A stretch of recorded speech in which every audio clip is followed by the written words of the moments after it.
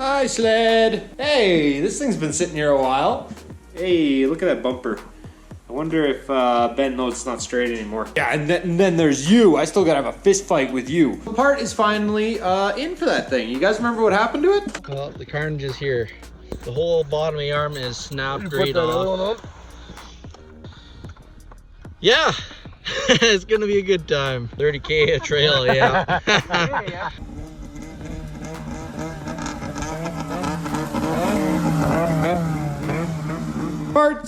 Parts. Look at all the new parts. This one here, though, this one was a showstopper. Yes, that shock that was a little tweaked, let's say, is finally home, finally rebuilt. Do you remember what this one used to look like? A box of bolts or something? Yeah, I have home. I forgot them. That's all right. Yeah, thanks to Altitude Power Sports, who were able to help us out with that shock. Link down in the description there. Give the old shipping ties a cut here. Whoop! Of course, our new lower A-arm, because this is well, all that was left of the the lower A-arm in that one side. Actually, hold on, that's not true. That's not all that's left of it. There's the rest of it. Somehow, the tie rod got out completely unscathed, and the last thing we need is the ski rubber, because this ski and spindle are both still good. M8000 hardcore, been sitting there on our dolly wheels forever. So our shock got some new metal here. We had the shaft that was all bent up, so we got a new shaft put in it. We also had the eyelet that was twisted. All the bushings, which are hanging out in a bag here somewhere. And we are able to throw this shock back together. I got the spring and everything sitting over there. And we will be able to get it back together. Before we do that, we're going to check and make sure that we can get the spring on the right way. Some are directional, some are not. This one is not. I know a lot of people ask how the best way is to get this, well, the nut comes off easy. It's actually a lot easier to do if it's still on the unit. It's kind of a pain when it's all discombobulated and disassembled and all broken like this, because this right here, this is a tapered fit. This ball joint here is a tapered fit into the spindle. So it's it can be kind of a pain to get out. This one doesn't really matter because this A-arm is obviously screwed, so it doesn't matter if we screw up the threads. This is gonna be a little easier because of that. Now I can't actually show you the way I normally do it because my air hammer broke, so I need to buy a new air hammer. But generally what I would do is, and I'm not gonna do it this time, but generally what I'd do is I'd undo that nut, I would lift the sled off the ground a little bit, and then all I'd do is I'd hit this with a bunch of heat, and this is powder coating, so it can survive a whole bunch of heat without damaging the paint.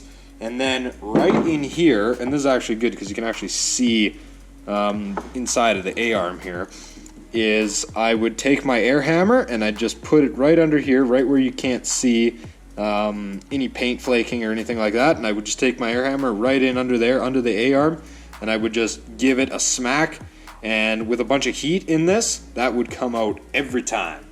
So I've hit this right here. I'm not going to touch it because I don't want to burn myself. I've heat this up with the heat gun, this mount for the A-arm on the spindle, and all you have to do now is, hopefully it'll just come right out, and I just have this to just to protect the spindle so I don't accidentally miss swing or something. There, see, you see how easy that was? Heat, you guys underestimate heat all the time. Heat helps so much. So this is actually the tab of the old A-arm still, that's still wedged in the unit. So there's actually a, back here, and you're not going to be able to see it, is there's actually a nut that sits way up in here that keeps this A-arm on. And if you're really good, you can take this bolt out and you can actually rethread it into that nut that's jammed in there. Now, I worked with a guy who could basically do that every time, first try.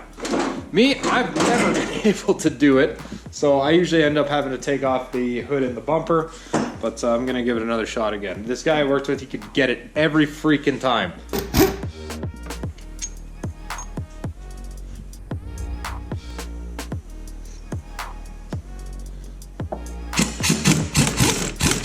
And once again, I need to take off everything. Yep, and there's that nut that you sometimes have to fight with a little bit. Sometimes you can get lucky and you can rethread it. Not very often, I've never done it. Oh, and you also have to be smart and put the A-arm through the A-arm hole and not the tie rod hole of the boot, or else you have to do it again. Everything is looking not too bad. We have the tie rod, we have the new A-arm, we have the old A-arm, and hey, this is actually a good time to slip that shock in. Now that eyelet is a little loose.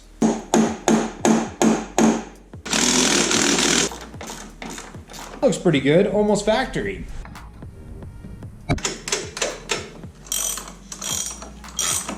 Now the bolt that holds the top of the spindle on, when you go to replace your spindle or your upper A-arm or whatever, you are going to Loctite this one. Yeah, even if there's some on there, put some new stuff on. This is the bolt that is pretty high on the list for going missing while we're on the hill. So that one, when you go to replace whatever you got to do up here, that one you are going to Loctite.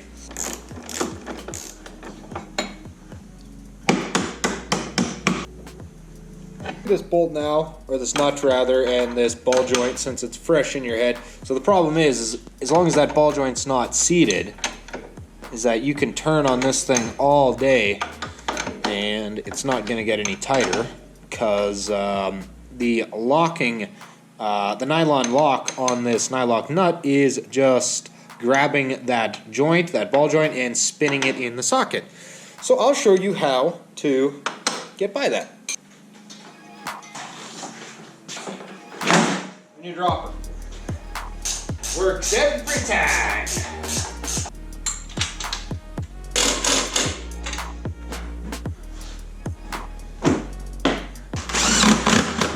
And we have a shop bench full of old parts, and we have a now once again working Arctic Cat M8000 Hardcore. Okay, so I did lie. There's one more thing that has to be done. This is the ski rubber, and apparently, yeah, that ski rubber made it all the way out of there without even taking the bolt out, so it flew right out of there. From what Ben said is that there's like a rubber shortage or something that has to do with COVID. So that's basically means that these ski rubbers are on back order indefinitely right now from Cat. Yeah, so for now, Ben's missing a ski rubber. Well, it's not missing, but I mean, there it is. It's also not great news for me either, because I could sure use a set of rubbers too. Yeah, that's right, kids. No rides without rubbers. Yeah, so we'll get those ski dampeners when we get them, and we can't ride without them, so we will need something. Let's see if the old girl even likes to move at all.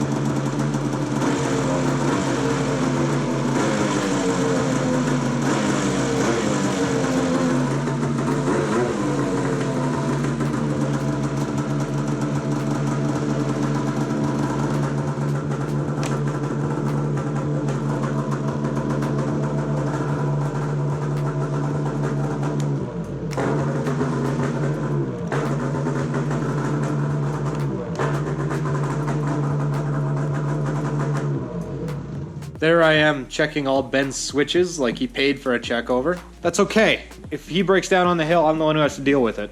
Okay, so that thing is now ready to go. There's tons of other stuff that needs to get done around here, from trikes to bikes to sleds to more trikes.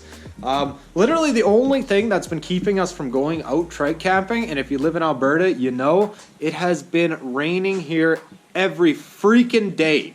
The water's not the problem. Like, the water on the ground's not the problem. These are going to have snorkel kits right away, so it's not an issue.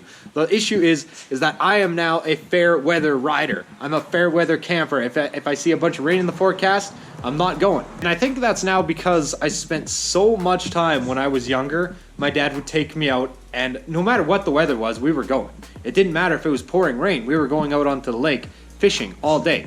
Or it didn't matter if we were going quadding in the rain. We were going all day. It didn't matter if it was going to be snowing 3 feet over the course of a weekend. We were going camping, which was fine, actually. I didn't mind doing any of it, but now I'm my own man, I can say, no, I'm not going. It's going to be raining. I'm not going to have a good time.